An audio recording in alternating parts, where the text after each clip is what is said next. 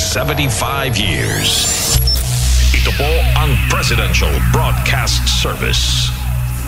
Pakinggan, panoorin, agaran in real time, o balikan sa pag-scroll up and down. Mga balitang dapat malaman, impormasyong tunay at napakikinabangan. Saan ka man, sa buong kapuluan. Bangon sa bagong sigla. Kababayan, kasama ang social media. Powered broadcaster ng bagong mamamayan. Tapat sa pag-uulat. Ito po ang Presidential Broadcast Service. Radyo Pilipinas. Philippine Standard Time. Apat na minuto bago mag-alas 4 ng hapon. Mula sa pinakamalawak na newsroom sa buong Pilipinas. Ito ang Radyo Pilipinas News Update. Magandang hapon Pilipinas, magandang hapon Bicolandia. Narito na mga balitang nakalap sa oras na ito. Para sa ating unang balita, bilang mas pinalakas na operasyon ng kasundaluhan upang mas mapahina ang operasyon ng Communist Terrorist Group, matagumpay na na-recover ng 2nd Infantry 2nd Tunan Battalion Philippine Army ang armed cache ng mga matataas na kalibre ng baril at bala sa Barangay Somil, Mobo, Masbate.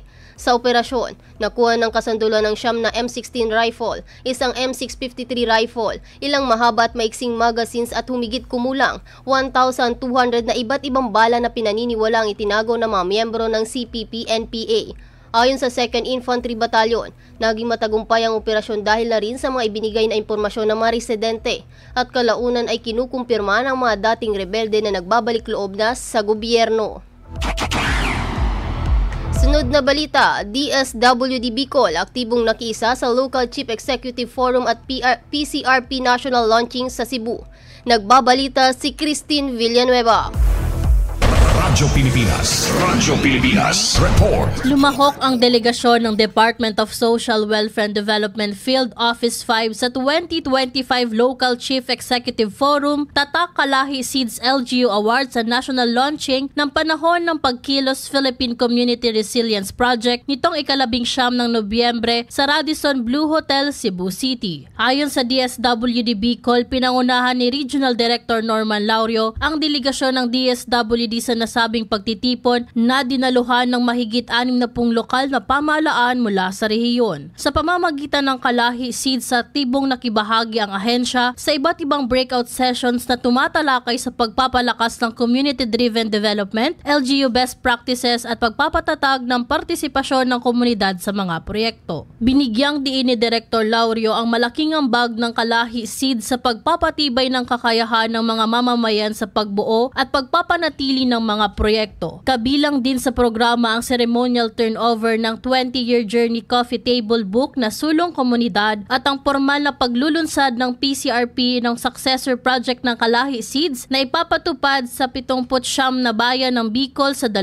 batch. Patuloy na sinusuportahan ng DSWD Bicol ang pagpapalakas ng katatagan at pag-unlad ng mga komunidad sa rehiyon sa pamamagitan ng mga programang nakabatay sa partisipasyon at pagkakaisa ng mga mamamayan. Para sa Bagong Pilipinas, Christine Villanueva, Radyo Pilipinas, Radyo Publiko, Albay.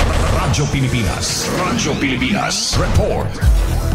Sumailalim sa tulong panghanap buhay sa ating disadvantaged workers o tupad orientation ng Department of Labor and Employment Bicol na inisyatibo ng Ako Bicol Party List ang 2,406 na residente mula sa 43 na barangay sa syudad ng Legazpi City na ginanap sa Embarcadero de Legazpi. Ayon kay Ako Bicol Party List Representative Congressman Attorney Alfredo Garbin Jr., ang mga benepisyaryo ay ang mga biktima ng kalamidad. Malaki rin ani ang tulong ito para sa mga residente lalo't malapit na ang Pasko. Ang mga benepisyaryong sumailalim sa tupad orientation ay kinakailangang maglinis sa kanilang barangay sa loob ng 10 araw upang makuha ang kanilang sweldo na 4,150 pesos. Sa dagdag na balita, 20 bigas patuloy na binibenta ng NFA kasabay ng pagdiriwang ng National Rice Awareness Month. Panoorin natin ang ulat ni Gary Carillo. Magandang hapon Pilipinas, kasabay ng selebrasyon ng National Rice Awareness Month, nandito tayo sa tanggapan ng National Food Authority. Dito yan sa Legazpi City, Albay, at nakikita ninyo sako-sakong bigas ang patuloy na ibinebenta ng National Food Authority sa ilalim ng Benteng Bigas Meron na program ni Pangulong Ferdinand R. Marcos Jr. Sa tala ng NFA Albay Branch, umabot na sa mahigit 10,000 sako ng bigas ang naibenta para sa mga vulnerable sectors na naapektuhan ng Super Typhoon O1. Dito yan sa lalawigan ng Albay. Yan muna ang update. Ito po si Gary Carl Carillo ng Radyo Pilipinas, Radyo Publiko, Albay. Sa huling balita, matagumpay na natapos ng 78 youth groups mula sa barangay sa 1st and 2nd District ng lalawigan ng Albay ang Project Smile o Short-Term Measurable Initiative for Local Empowerment na inisyatibo ng Ako Bicol Party List, kung saan gumawa ang mga ito ng mga proyekto na nagbibigay solusyon sa mga problema ng kanilang barangay. Ayon sa Ako Bicol Party List, ang Project Smile ay isang youth-focused empowerment initiative na inilunsad dito February 2025 para palakasin ang local leadership at suporta ng community-based innovations. Mula sa 78 na youth groups, 10 dito ang nabigyan ng pagkilala bilang most outstanding youth-led projects.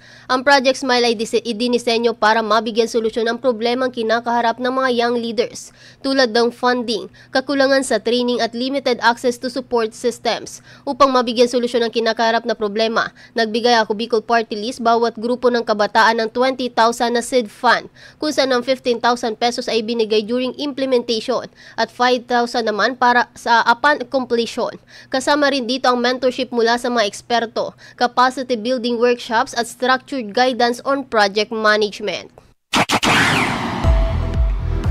At yan po ang mga balitang nakalap sa oras na ito. Para manatiling updated, i-like at i-follow ang aming social media accounts at Radyo Pilipinas Albay. Buong pwersang magbabalita. Ito po si Alvaro Arango, Radyo Pilipinas, Radyo Publiko Albay. We know you're always on the go. Pero ang mahuli sa balita is always a big no-no. Kaya Radyo Pilipinas is here to keep you updated. Reliable news delivered to you as it happens. Para sure na wala kang mamimiss. Bookmark our website at www.radiopilipinas.ph. Follow us on Twitter at Radyo Pilipinas 1 and like us on Facebook at www.facebook.com/Radyo Pilipinas 1. Together, let's dismiss disinformation. Radyo Pilipinas.